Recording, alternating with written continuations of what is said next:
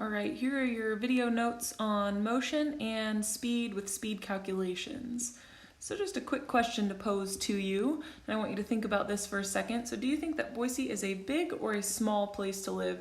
And explain yourself or kind of think through that thought process there. So hopefully you had a second to think. Certainly feel free to pause that if you need a second to think about it and think about why you think it's a large or a small place to live. But I bet that your answer depends on your perspective or your point of view. And so, for example, somebody coming from Seattle might think that Boise is a small place to live, but somebody coming from Stanley might think that Boise is a large place to live. So your perspective or point of view matters when we're talking about things. And so when we bring that up, we want to talk about our point of view when we talk about motion. So on your foldable, on that very first flap, right underneath that cover, you're going to be writing these notes. So the first thing that I want you to write is, what is a reference point? So a reference point is a place or object used for comparison to determine if something is in motion. During these video notes, if you feel like you need to pause it to be able to write that down, please feel free. So what is the best location for determining how fast something is moving? That is outside the object in motion with a point of reference that is not in motion. So you don't want to try to be figuring out something is moving while you're also in a moving object. For example, if you're in a moving car, you're not going to try to identify how fast something else is moving that's also a moving car. That would be very difficult to do. So the definition of motion is just when an object changes place or position. And to describe motion, you need a start and an end position, movement relative to what, or movement relative to something, how far did it go, and in what direction did it go. So an example would be a hot air balloon moving in relation to the mountain. And so in this case right here, so please make sure that you push pause on the video here, and that you make sure that you have reference point and motion, and that you also take a moment and draw in your example picture. So pause the video, go ahead and draw in your example picture. If you can't think of anything else, please use the mountain and the hot air balloon, but try to think about what you might use as an example picture there.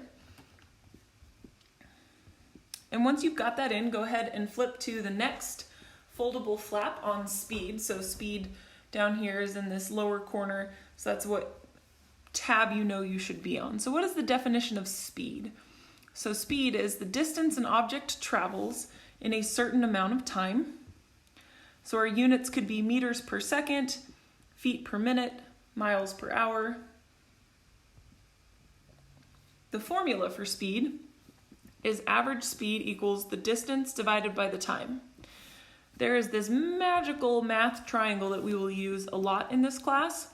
So how we can set this up is the speed, so speed equals distance over time, distance over time.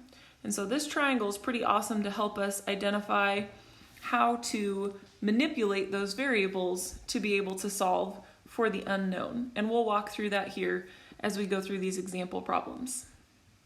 So I want you to write this example problem down, and then we'll go ahead and solve it together. So suppose you ran 2 kilometers in 10 minutes. What is your speed? So make sure you write your problem down first, and if you need to pause the video, go for it. So what we're looking for is solving for speed. And so how you use this triangle is you're going to look at speed, and so identify the variables left. And so because this is up and down here, it's speed equals distance over time. And I tried to write that in here a little bit. So speed equals distance divided by time.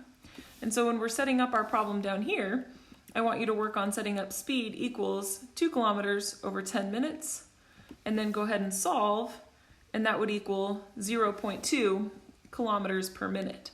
And now in our online format here, what I want you to think about is, how would you explain to me how you would solve for this? Because doing math and doing kind of T-charts and dividing via Google Drawing and a video and all of that kind of stuff isn't the easiest. And so what we're going to ask you to do is to explain yourself a little bit more. And so you could explain to me that you understand that speed equals distance divided by time. So you took your 2 kilometers you divided by the 10 minutes because you know your 2 kilometers is your distance and your 10 minutes is your time, and then you were setting that equal to the speed and solving for that, that gave your answer of 0.2 kilometers per minute. That is how you would walk through how you solved for that. So kind of be thinking about that as we're going through this next example problem. So go ahead and take a second and write this down as well. And this should all again be going on your speed foldable section. So a swimmer can swim at a speed of 325 meters per minute for 6 minutes. What distance will she cover in that time? And so in this case here, we're solving for distance. And so how do we use this triangle to be able to solve for distance? And so what I'm going to do is I'm going to cover up the D, and now my math equation looks like speed times time. So anytime you go across, it's multiplication. Anytime you go up and down, it's division, just like with our dimensional analysis. And so distance equals speed times time. So thinking about, that's how you would explain it to me as well in your written out explanation of how you're solving for your answer. And so distance equals speed times time. We have our variables all ready to go, and now we can plug them into our equation. So distance equals speed times time. We set those equal, and we solve and get 1,950 meters. All right, so again, thinking about how would you explain to me how you solved for that, and in your practice problems, as you go further into your virtual notebook, you'll be able to have some time to do that and be able to check the key in terms of what some good explanations of working out those problems would be.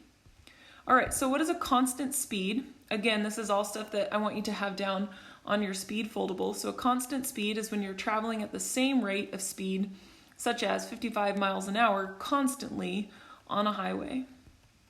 Average speed is taking the total distance traveled and dividing by the total time it takes. And then instantaneous or actual speed is the speed at any given point in time. So again, if that went too fast, please go ahead and pause that and make sure that you get those definitions written into your foldable. All right, so now flip to the very last page, which is your graphs page. And I want you to draw in this graph right here. So you're gonna have distance on this x-axis, or on this axis, sorry, and time on this axis here. And I want you to draw this graph. So here, we're gonna be showing anytime it's looking like this, it's constant speed. Anytime it looks like this, it's stopped. And that hopefully makes sense because the distance isn't changing. Distance is over here, and your distance isn't changing. And so hopefully you can kind of see that if you've got a straight line here, that means that nobody is moving. Even though time is elapsing, nobody is, or nothing is moving. And then here again would be that constant speed. And so it's also worthwhile to make sure that you title your graph here as you go. So here would be constant speed, here would be constant speed, here is showing that the object or you have stopped. Your other graph that I want you to draw today is just the average speed. And so you can look at distance versus time. All of these, it's a relationship here. So over here, it would be an average speed because these are all pretty proportional to one another. So go ahead and get those written into your notebooks as well, or to your foldables, pardon, on the very last slide on your foldable on that graphs page. Slide is the wrong word, I apologize. On that very last tab on your graphs page for the foldable.